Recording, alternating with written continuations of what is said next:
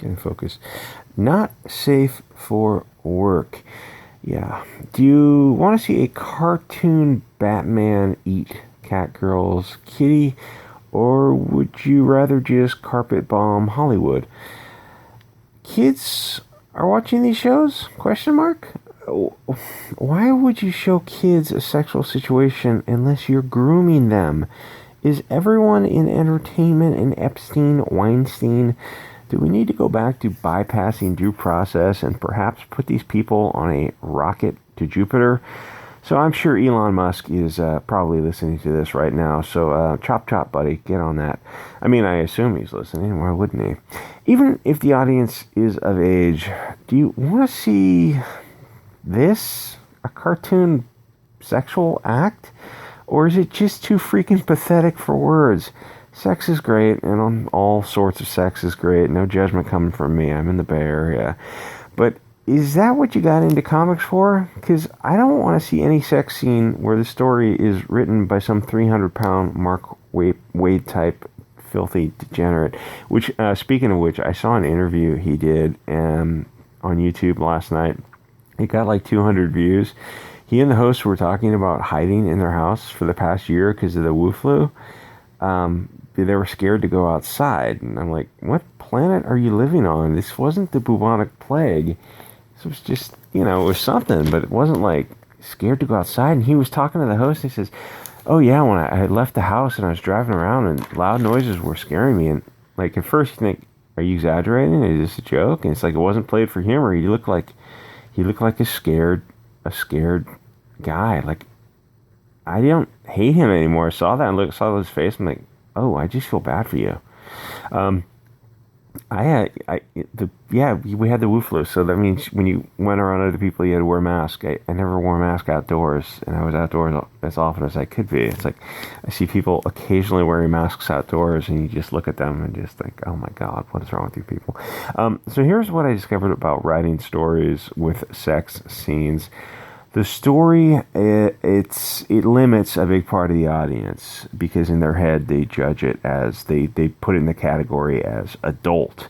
It changes the whole atmosphere of the story. And I wrote this book for no reason other than I had some time recovering from a wee little injury. And I ended up putting 4 sex scenes in. And each one got more graphic. And they were a lot of fun to write. And I honestly think that I was pretty good at writing sex scenes. But it totally changes the chemistry of the book to include a BDSM gangbang with the occasional furry and transgender. The story became a hardcore sex comedy where it would have been better off with sexual humor, but no actual graphic sex. You just kind of fade to black when the couple gets together. The second thing is, he shouldn't be going down on her. In terms of storytelling, that sort of frames him in a subservient role. She should be in the submissive role. Then she can get off a one-liner about the cat getting the cream or something equally stupid. I mean, if we're going there, it's like you have to stay in a certain lane. Having them have graphic sex doesn't advance the story, but if you have to do it, she has to be submissive. Yes, obviously these are just characters, and real people can play many roles there's a spectrum of domination to submissive behavior and in different, aspects. But a comic is a simplified, and no, I can't believe I'm talking about this dealing with comics. It's so ridiculous. These are comics and cartoons. You can just safely leave sex out of it. There's no need for it. A comic is a simplified characterization. Even if you're a male writer who loves that act, you have to be true to the character. You can't put Batman in a submissive role, even if it's something as kind of petty as this. I wouldn't even put him on his knee proposing to her, because that's kind of not the character.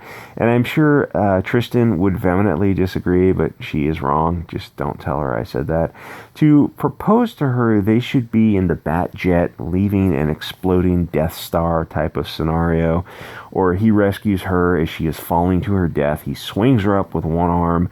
He puts a ring on her finger and says, "You are mine until death parts us, but that death is not today." Or obviously, if you're a professional writer, you can come up with something better than that. Something where he is either above her in an active domineering role or at least seen as equals. He cannot be on a knee or, doing that, performing on her, because it's submissive. Even eating pussy for this character is like too submissive for the character. Some characters have to be written a certain way, or just don't write them all at all, even if it's the way seems a little, I don't know, I guess in current year, old-fashioned and maybe a touch rapey, but that's what the character is. And if you're trying to deconstruct a character, well, you just create a whole new character. So this is the guy who's giving the interview, and what can I say? He looks exactly like I suspected he would look. Talking about just filth and degeneracy. Yep, this is one of the two options. The other option is the 400-pound guy. So they're talking about this in an interview. He says it's incredibly gratifying to use characters that are considered villains. You've got more leeway. He went on to state, perfect example of that is in the third season, we had a moment where Batman was going down on Catwoman. And DC was like, you can't do that, you fucking idiots. You absolutely cannot do that. Heroes don't do that. Well, I mean, and if you're the rare woman who's listening to this, I'm not some sexist who is saying people can't do whatever they want to do. I'm saying these are characters in stories. They're simple, two-dimensional. They're just written a certain way. They're simple. You've got to have simple things. You can't have Batman in a submissive role. You can't have him chowing box. So he said, are you saying heroes are just selfish lovers? And they're like, no, you idiot. It's that we sell consumer toys for kids and for collectors. And either you're a kid and you're too young to really care about this kind of thing, or there's a very narrow window where this is cool. And it's like you're a teenager for a few years and you think this is cool. And then once you start doing this kind of stuff, it's like, oh, it's just part of life. It's just part of the sex act. It's just part of the warm up or the whatever. Not to get too graphic, but it's like once you're into it, it's just no longer. It's just not special. I mean, it just doesn't get the same giggles. You know what I'm saying? It's just. I can't believe I'm talking about cartoon sex. Yeah, they're selling toys. So the older person who's into these cartoons, which, sometimes it can be entertaining, like they're collecting this stuff and they're in it for the story. It's like you just don't need to put sex in a story because otherwise it just becomes a sex story. And what are you going to, sell a toy? I imagine Cecil duct taping toys together, just mouth to clitoris. My name is Dolores. Let me see if you get that reference. Yeah, it's hard to sell a toy if Batman is eating the kitty. Based on the information, it's unclear if DC Comics was successful in nixing the scene. Oh, dear God, why wouldn't you? Or it'll be included in the upcoming. This is what they look like when they're trying to do this. These are the least sexy people on Earth. Still, it remains to be seen if Batman and Catwoman will be shown, get ready for it, engaging in some bedroom antics in Season 3, it's coming, or if it will simply be implied via cunning linguistics. Oh my God. It's like everyone is 12 years old when this is funny. It's clever and funny. And then your girlfriend shows you what is what and what she wants done. And then it's just, I don't know. It's just what it is. It's just not, it just doesn't, you should be over this phase of,